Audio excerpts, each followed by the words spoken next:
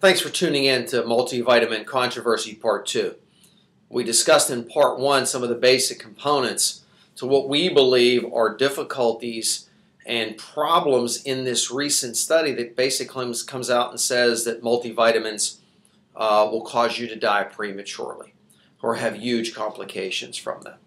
So let's go on. We left off with the use of iron in many of these commercially available products, which is a huge problem. We believe, number one, that iron is a problem. We believe that there are not antioxidants, adequate antioxidants on board.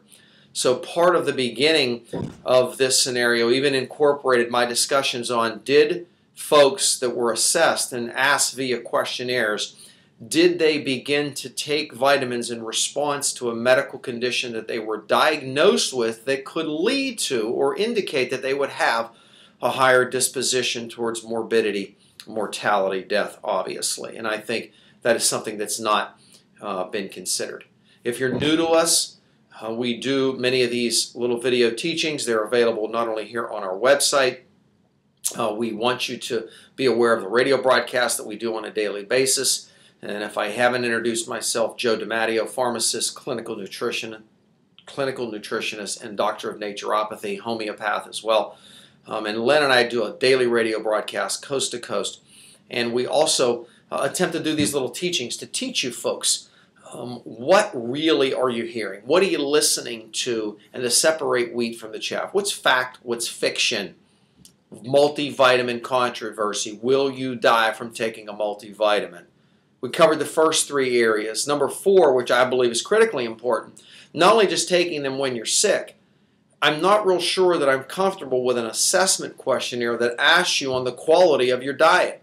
They state in this study that they attempt to separate out according to age, weight or obesity, and your diet, etc., to make the study valid.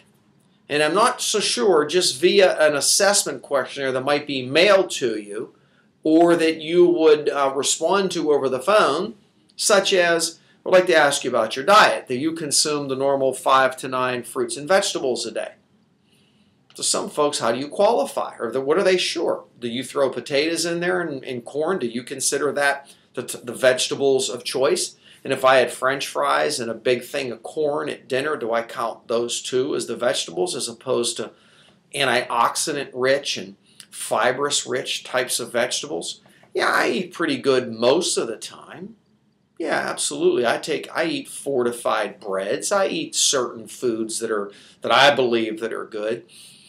Very vague about the quality of the diet, because one of the areas as a part of this multivitamin controversy that is supposedly leading to death in Americans was the quality of the diet. And when you do it via self-assessment, I have to call into question the quality of that. Number 5, low levels of antioxidants in many of these multivitamins that are over the counter, that are commercially available. In other words, they're mass marketed, mass merchandised. Low antioxidant status, loaded with binders and fillers, varnish and shellacs on the outer layers, more chemicals and preservatives and colors and dyes in some cases than there are active ingredient on a milligram per milligram basis, all of which I think disqualify them as quality formulations. Just to give you an example, what form of selenium was used in this study? Well, we don't know. It wasn't qualified. You were asked, do you take a multivitamin, and do you take it regularly? And then you're followed for X quote number of years. If you're still alive at 10 years and the years when they followed back up, were you still taking it? Are you taking the same one? Have you improved the quality? What did you do? Were you short on finances and you took an even further step down? Never qualified, ladies and gentlemen. It's a huge problem. And I find that in the face of attempting to pass it as scientific literature and a scientific study that will influence millions. So I'm not here to convince you to or not to. I'm here to clarify the truth, which I believe is a lot of half-truths in this recent study that was just done. Let's talk about the role of vitamin A and vitamin D. For years, if you went back, you were told that vitamin D was a toxic nutrient. Len and I started discussing back in 2004 the critical role of vitamin D and how it could be saving millions of Americans' lives via immune modulation, bone health, cardiovascular disease, immune support, reduction of autoimmune disorders. Now we're even finding blood sugar modulation. There are so many issues attached to vitamin D, but if you go back even 10 years, around 2000, vitamin D was still considered to be a toxic nutrient and you should never exceed a certain dose. What we didn't understand is low levels of 25-OH vitamin D, a blood marker measuring your vitamin D status, was a key marker of whether or not you had adequate levels. The range anywhere from 19 to 100 on most laboratory scenarios. If you're 21, is that the same as 60? Is that the same as 90?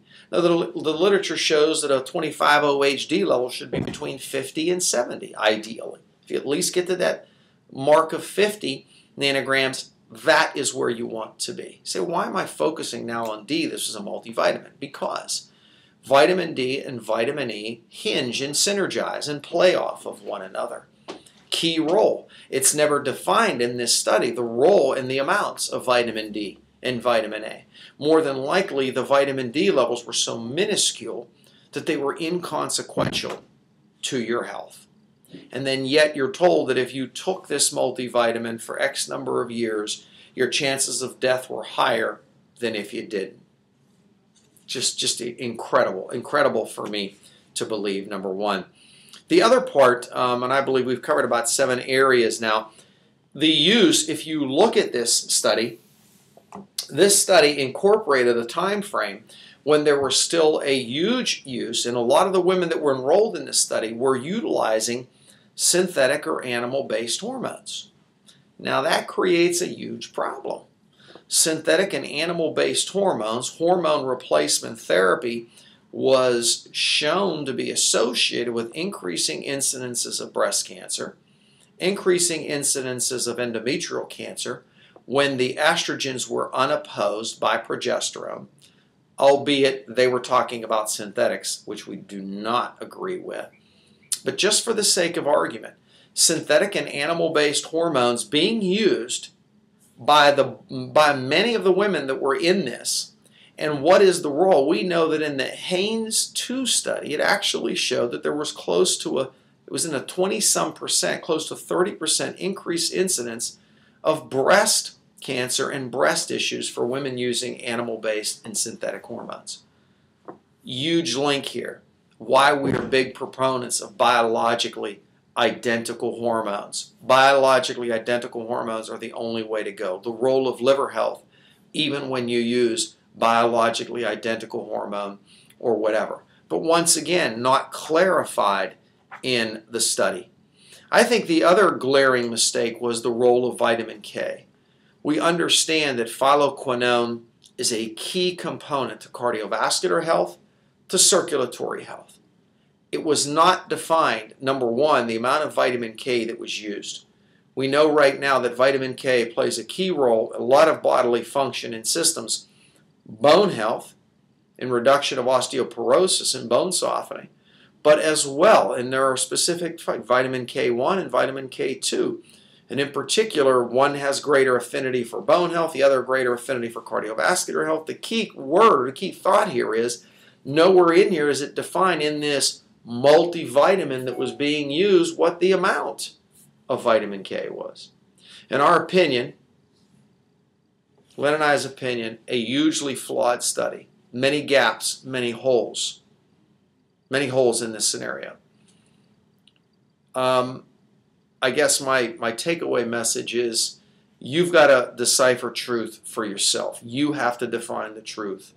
And I believe right now the way it stands, unless someone can prove me differently, hugely flawed. I hope I've explained some areas. I think in Multivitamins Part 3 we'll talk about quality of supplementation.